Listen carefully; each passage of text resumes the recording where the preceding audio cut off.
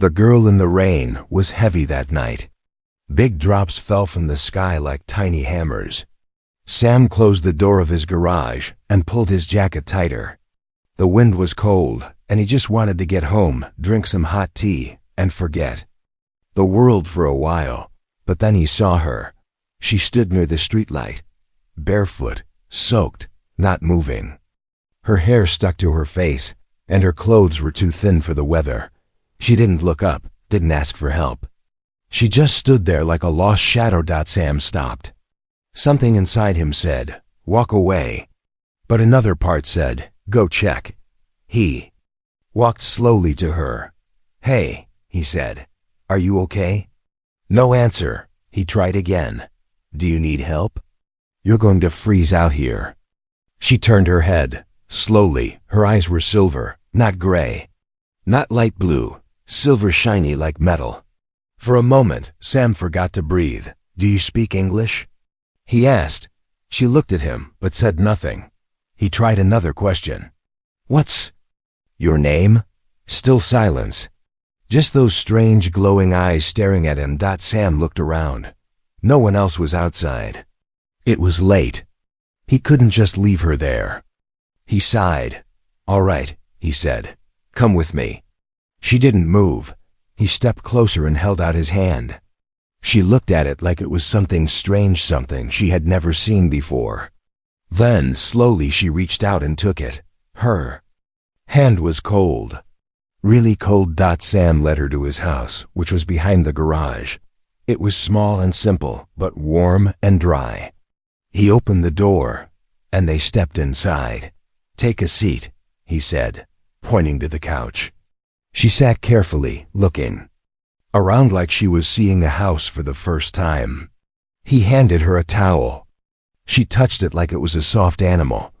"I'll get you something to eat," he said. In the kitchen, he opened the fridge. Not much inside. A leftover sandwich, some eggs, a piece of raw meat he had bought for his dog. He grabbed the sandwich and brought it to her, but she didn't even look at it. Instead, her eyes went to the meat. Sam frowned. "You want that?"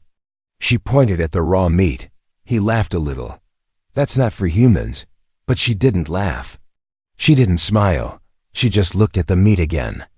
"Okay," Sam said slowly, and gave it to her. She took it with both hands and ate it quickly, like she hadn't eaten in days. Blood ran down her chin, but she didn't care. Sam watched, confused and a little afraid. "Who are you?" he whispered. She didn't answer.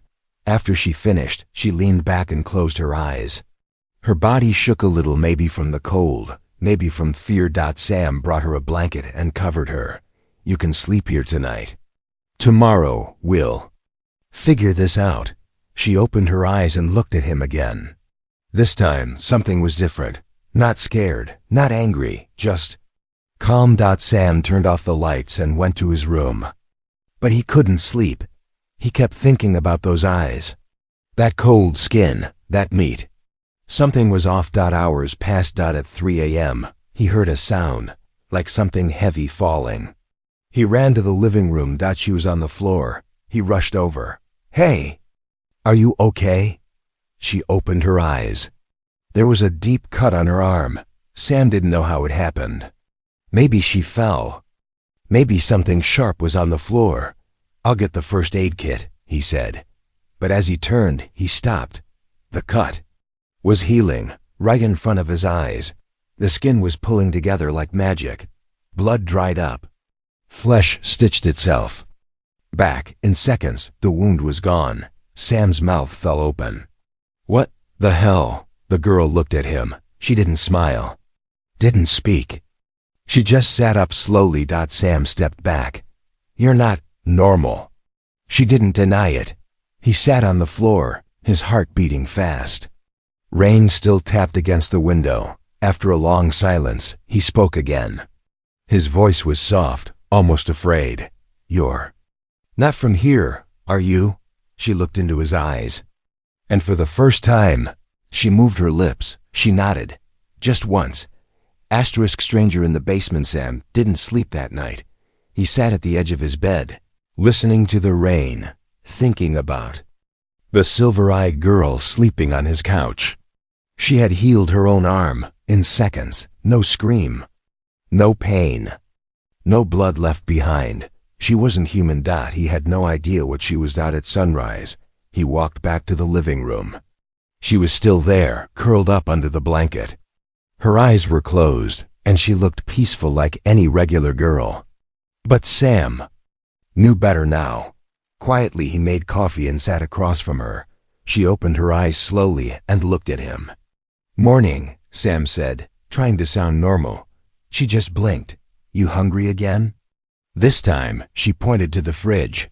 "Oh no," Sam said, holding up a hand. "We're not doing raw meat for breakfast." She tilted her head. A small frown appeared on her face, like she was confused. Or maybe offended. Sam sighed. "You know what, fine. Just try not to eat the dog food." Later that day, Sam knew he couldn't keep her in the open if someone saw her. Well, people talk. And if the government showed up, asking questions? Yeah, not good. So he cleaned out his basement. It was cold and dusty, full of old tools, boxes, and broken machines. But it was hidden, safe, quiet. He set up a mattress, a lamp, and gave her a blanket. "You can stay down here for now," he said. "It's not the best, but it's safe." She didn't say anything. She just walked around slowly, touching the walls, sniffing the air like a lost animal. Sam watched her from the stairs. "You really don't talk much, do you?" She turned around and looked at him. Then she said one word, "Sam." He blinked. "Wait, did you just say my name?" She nodded once. Sam grinned. Okay. That's a start. "I'm Sam, yes. And you?" She paused. Then pointed to herself. Ilana. He repeated it slowly. "That's your name?" Another nod. All right. So she could understand. She could speak. Just ... slowly, carefully. The next few days were strange. Every night, Sam brought Ilana food.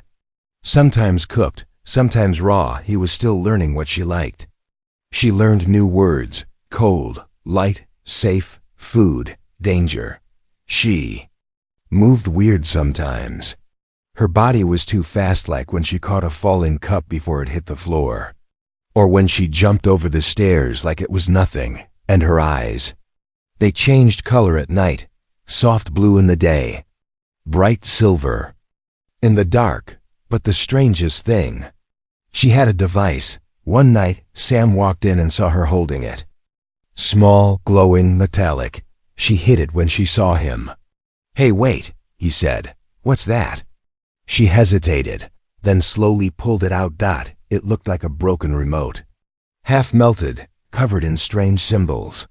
Lights blinked across the surface like it was trying to wake up. Sam stared at it. "Is that from your planet?" She said nothing. "Can you fix it?" She looked at the device, then back at Sam. Then she gave a tiny nod. Sam leaned closer. "What does it do?" This time she answered with 2 words: "Call home." Things got worse after that. The next morning, a black van parked near Sam's garage. 2 men in suits came knocking. Tall, clean-shaved, serious. Sunglasses.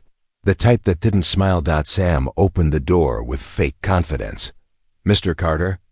The first man asked. "Yeah? We're asking around. Strange reports in this area. Have you seen anything unusual lately?"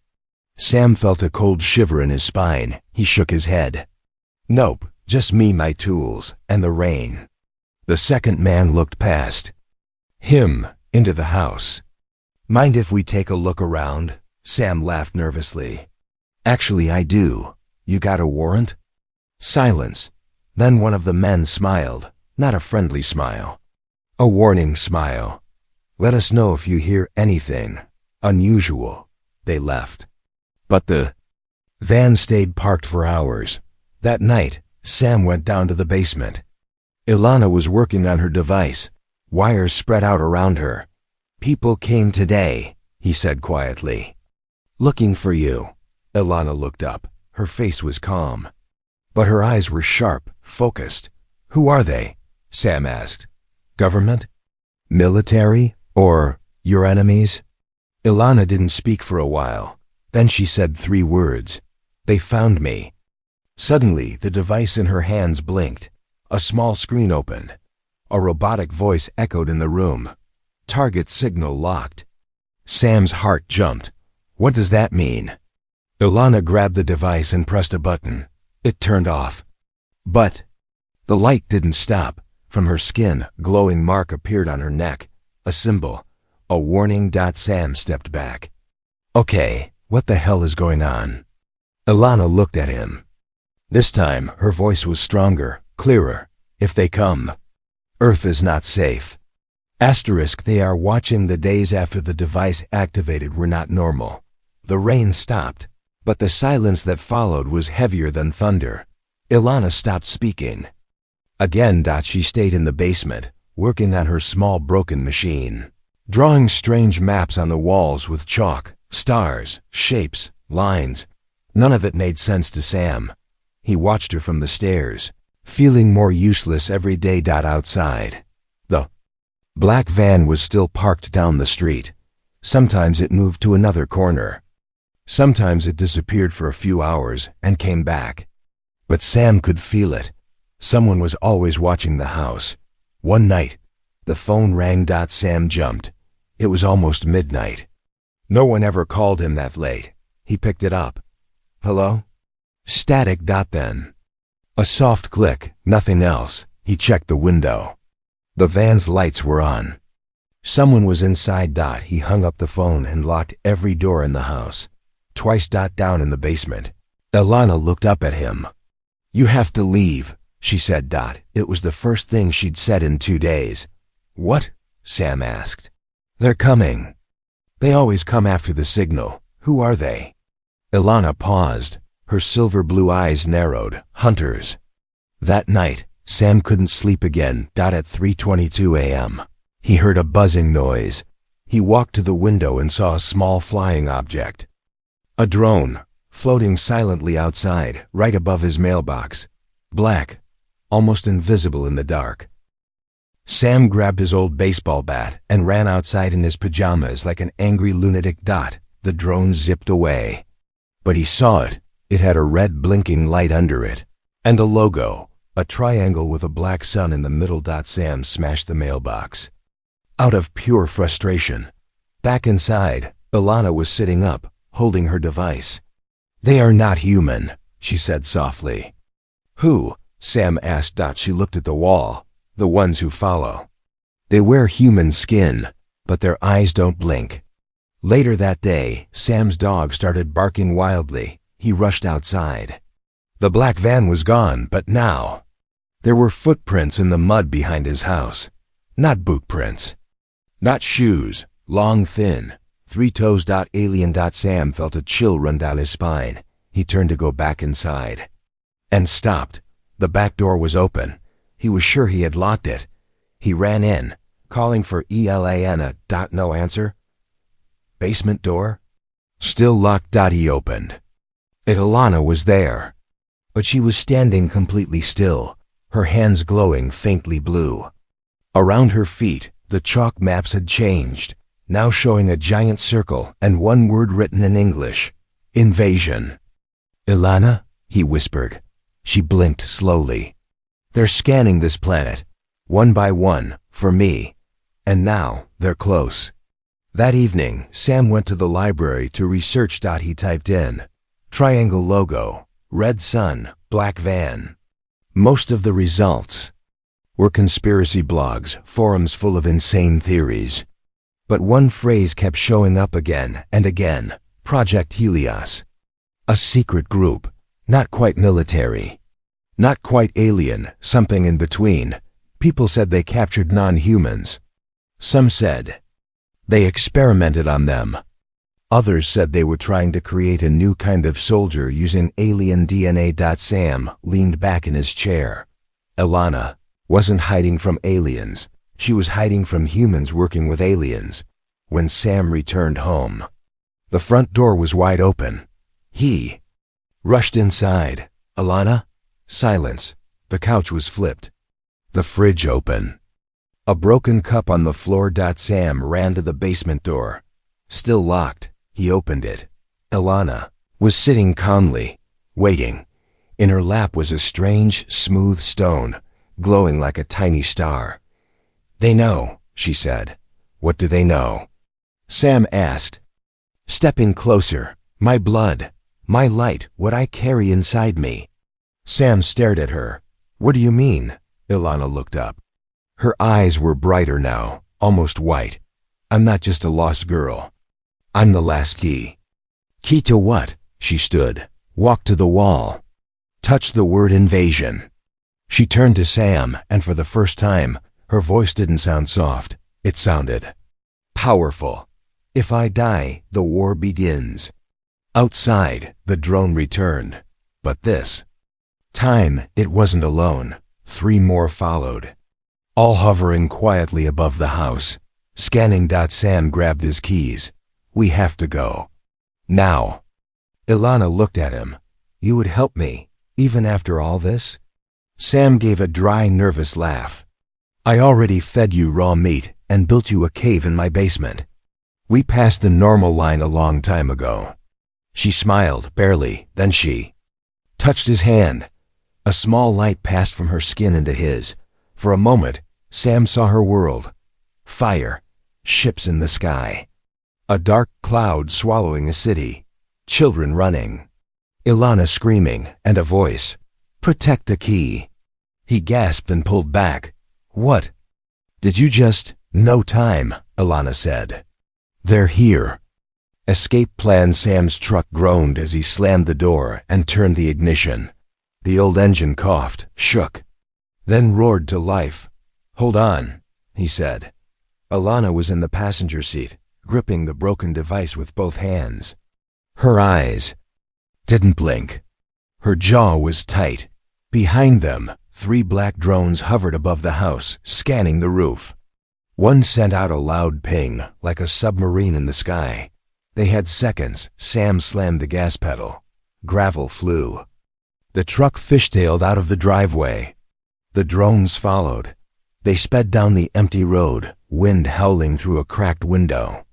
Ilana stared behind them. "They won't stop," she said. "Yeah, I got that vibe," Sam replied, turning sharply.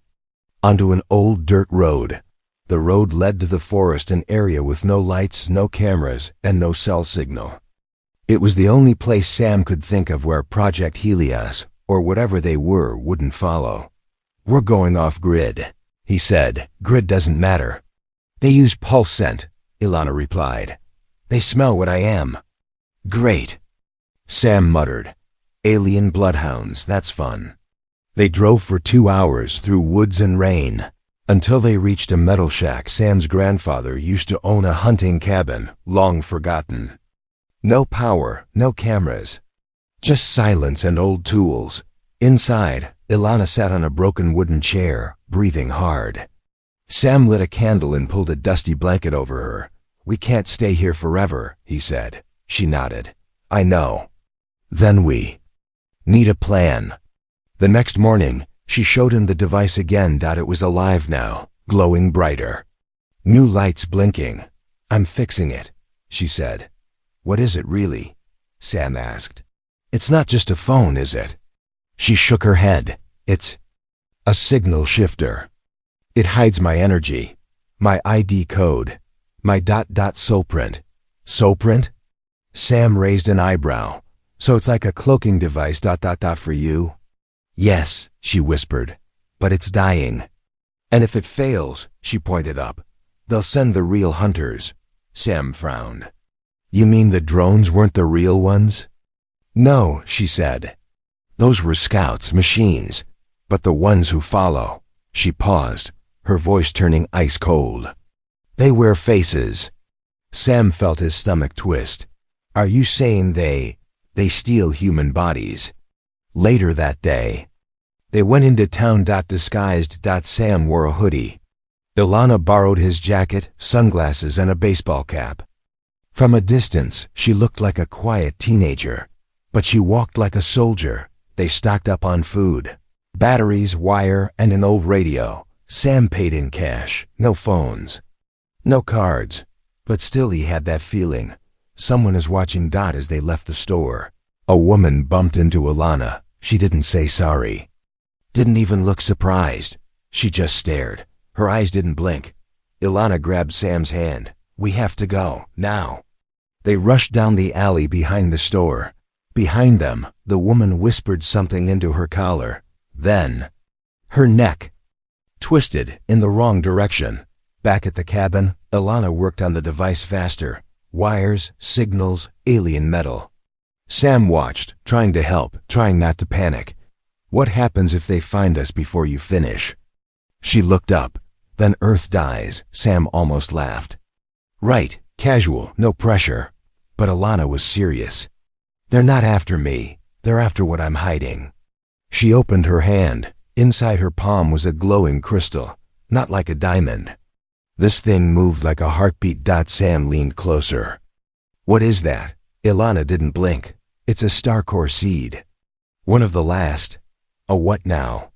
"In my world," she explained, "we use them to grow life, fix planets, heal atmospheres. But if it breaks, it creates a black hole."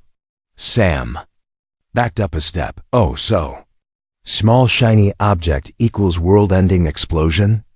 "Yes," she said calmly. He stared at her. "And you've been carrying it in your palm. What if you drop it? What if I sneeze near it? It's protected for now." Sam sat down, rubbing his face. "This is insane." Ilana looked at him. "I didn't mean to bring war here. I just wanted to survive." A long silence. Then she said something that made Sam go cold. "I'm not the only one who escaped. One of them came through before me." That night, Sam couldn't sleep. He stood outside, staring at the stars. What if she was lying? What if she was the danger? He looked back at the shack. Ilana sat inside, still fixing her device, still glowing faintly in the dark. Then he noticed something behind the trees. A red light. A shadow moved, tall, wrong-shaped, like it was wearing a human but couldn't quite fit inside. Sam froze. Then the figure turned its head, completely backwards, and vanished into the woods, back inside the shack. The device beeped. A small screen opened. The robotic voice returned. "Signal confirmed. Countdown initiated." Ilana's eyes widened. "They found us." Sam grabbed his backpack. "Then it's time for your plan B. Please tell me there's a plan B." She stood. "There's an old bunker north of here, underground, far from cities." Sam opened the map. "How far?" 80 kilometers. "On foot?" Ilana grabbed her glowing device and said, with a straight face, "Do you have better shoes?" Sam had never walked so far in his life. The forest stretched on like a green maze. No roads, no paths, just trees, shadows, and the constant sound of twigs snapping underfoot. Ilana walked ahead, barely making a sound. Her jacket was soaked, her hair stuck to her face. But she didn't stop, not once. Behind them, the forest was quiet, too quiet. "They're close," Ilana said without turning. "How can you tell?" Sam asked, panting. She glanced up. The birds stopped singing. They reached the bunker by nightfall.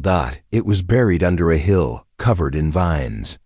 A rusty steel door waited at the bottom of a slope, half buried in dirt. Sam pulled hard. The door creaked open. Darkness waited inside.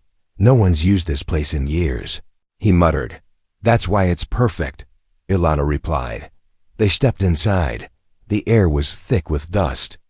The bunker had 3 small rooms, one with bunk beds, one with old supplies, and one with a broken radio.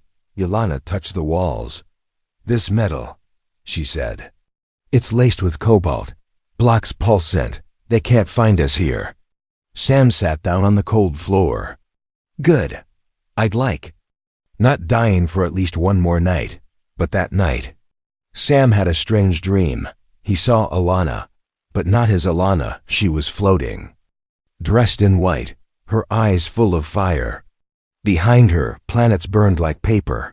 And then, she turned. Her face was twisted, dark, unfamiliar. "You'll betray me," she whispered. He woke up in a cold sweat. The next morning, they were eating cold beans when someone knocked. 3 knocks, slow, deliberate. Sam's heart dropped. Ilana froze. Then a voice called out, "Sam? That you?" Sam stood slowly. "That voice, Jonah?" He opened the door. And there he was. Jonah, Sam's oldest friend. Greasy jacket, long hair, holding a shotgun like a movie extra from a post-apocalypse film. "Holy crap, it is you," Jonah laughed. "Been looking for you, man." Sam stepped outside and pulled him into a quick hug. "What the hell are you doing here?" Jonah grinned. "Heard some weird stuff back in town. You gone missing, black vans cruising around, people talking, so I did some digging." Sam smiled, then paused. "Wait, how did you find me?" Jonah's smile didn't fade. "I got my ways." Inside the bunker, Ilana didn't move. Her eyes locked onto Jonah like a predator watching prey. Sam noticed. "It's okay," he told her. "He's an old friend. We can trust him." Ilana didn't answer. That night, everything broke. Sam and Jonah sat outside the bunker, near the fire. The stars were out. Cold wind blew. Jonah leaned in. "So, be real with me, man. That girl, who is she?" Sam hesitated. "She's not from here," Jonah laughed. "No kidding, she gave me the creeps from second one. She's running, hiding. People are after her. Not just people. Things." Jonah's smile slowly faded. "Right, and you're protecting her?" Sam nodded. "She needs help. That's all." Jonah's eyes narrowed. "Even if she's lying to you?" Sam turned to him. "What are you talking about?" Jonah pulled something from his pocket, a black metal tag. It had the same triangle and red sun logo. Project Helios. Sam jumped to his feet. "You?" Jonah raised the gun. "I didn't come here to help, Sam. I came to finish what she started."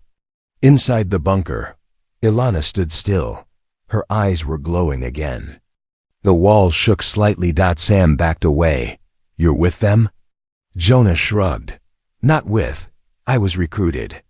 They said the alien girl was dangerous, that she carried a weapon. I didn't believe them until now." Sam looked toward the bunker door. "She's not a weapon, really?" Jonah pointed the gun. "Then what's that light under her skin, huh? Why does every government ghost team want her dead or alive?" "Because she's the last of her kind," Sam yelled. Jonah didn't blink. "Or she's the start of something worse." The light behind them exploded. Ilana stepped out, but she wasn't scared. She was glowing head to toe, and floating just an inch off the ground. "Your gun won't stop what's coming," she said to Jonah. Jonah fired. The bullet hit a shield of pure light and melted in the air. Sam stood between them. "Stop, don't do this." Ilana's voice grew colder. "You brought a hunter to our door." Jonah looked panicked now. "I didn't come alone." In the distance, a hum. Then, dozens of lights in the sky. Ships, drones, fast-moving figures. They had found them. Sam turned to Ilana. "We have to go." But she didn't move. She held out the glowing crystal, the star core seed. "If they get this," she said, "Earth becomes the next one to burn." Jonah shouted, "Then give it to them. Let them leave." Ilana looked at Sam. "I need to trust one human, one heart. I need to hide the seed in someone who won't break." Sam blinked. "What are you saying?" She stepped forward, pressed the glowing crystal into his chest. It melted into his skin. Sam gasped. His heart thundered. His veins lit up for a second like stars. Jonah screamed, "You idiot! You let her use you." Sam turned slowly. His voice cracked. Double quotes, "No, I let her choose me." Outside, the sky turned black. The forest lit up with beams of red light. They were surrounded. The final chase had begun. Asterisk. Countdown begins asterisk. The sky turned red. A slow-moving storm of lights blinked across the clouds like fireflies from another world. But this wasn't weather. This wasn't human. The invasion had begun. Sam stood in the bunker doorway, chest burning. He could still feel the Starcore seed inside him, pulsing like a second heart. His hands were shaking. "Ilana," he whispered. "What did you put inside me?" Ilana stood beside him. Her glow had faded. She looked tired. "I gave you the last light of my people," she said. "The last thing that can stop the darkness." "What does it do?" "It chooses. It listens. It waits." Sam stared into the distance, where ships were now piercing the clouds, long and black like knives in the sky. "What's it waiting for?" She looked up at him. "You." Somewhere above Earth, the enemy watched, on board the mothership. The leader of the hunters leaned forward. Its skin was stretched over a human-shaped mask. Its eyes were like dark ink and water. It studied a hologram of Sam. Red alerts blinked beside his image. The Starcore had fused. The human was now the carrier. "Begin the countdown." The creature hissed. "Take the carrier alive. Kill the rest." Back on Earth, cities were panicking. News anchors showed blurry footage of the sky. Military jets scrambled. Airports closed. Social media exploded. The word alien was on every screen. And then something happened. Every device lit up at once. Phones, TVs, laptops, even old radios. All went black and then flickered back with a strange symbol. A glowing triangle with a circle in the center. Then came Ilana's voice. "My name is Ilana of Lyrios," she said. "I am not your enemy." Across the world, people stopped and listened. "I come from a world destroyed by the ones now above your sky. We tried to run. We failed. But you humans, you can fight. And I bring you the light to do it."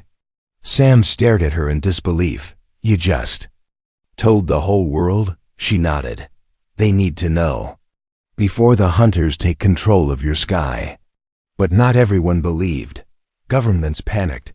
Some said Ilana was a trick, a weapon, an invader in disguise. Others, especially one secret group, wanted the power inside Sam. Project Helios, and they were already moving. That night, Sam collapsed. His chest was glowing again, burning hot. His skin showed glowing lines under the surface, like tiny circuits. Ilana tried to calm him. "You are changing," she said. "The seed is learning your body, connecting to your mind." Sam groaned. "It feels like my bones are on fire. It's creating a shield. You'll need it. They will come for you first." Just then, a huge explosion rocked the bunker. Dust fell from the ceiling.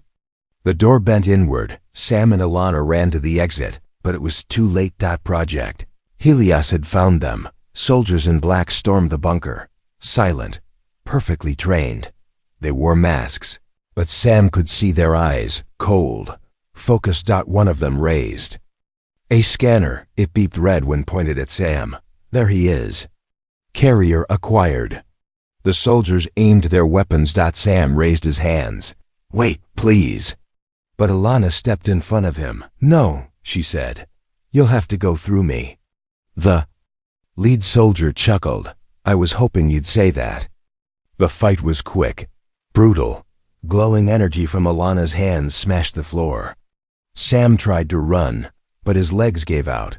His body was shaking too much. The core was reacting. It was waking up. Suddenly, a massive light burst from Sam's chest. Everyone was thrown back. The bunker cracked. Walls split. The entire ground above exploded upward when the dust cleared. Sam was standing, eyes glowing, hands burning with pure light. He had no idea how he was still alive. One soldier crawled toward him, aimed his gun. Sam raised a hand. The gun melted. The remaining soldiers ran. Ilana stood behind him, staring. "It's beginning," she said. "You're not just a carrier anymore." Sam turned slowly. "Then what am I?" "You're a beacon." Hours later, far from the ruins, a secret group met underground. A masked figure stood before a screen showing Sam's glowing face. "We lost the team," one agent said. "The boy is too powerful now." The leader didn't speak. He simply turned to the group. "Then we don't just chase the alien girl anymore," he said. "We hunt the human." Back at the ruins, Sam sat beside a fire. Ilana patched his arm. "I didn't ask for any of this," he muttered. "I know," she replied. "But maybe you were the only one who could survive it." He looked at her. "What happens now?" She looked up at the sky. "They will come in waves. And Earth will have to choose, run, kneel, or fight." Sam stood, no more running. He clenched his fists. "Let's fight." The last stand the sky was no longer Earth's.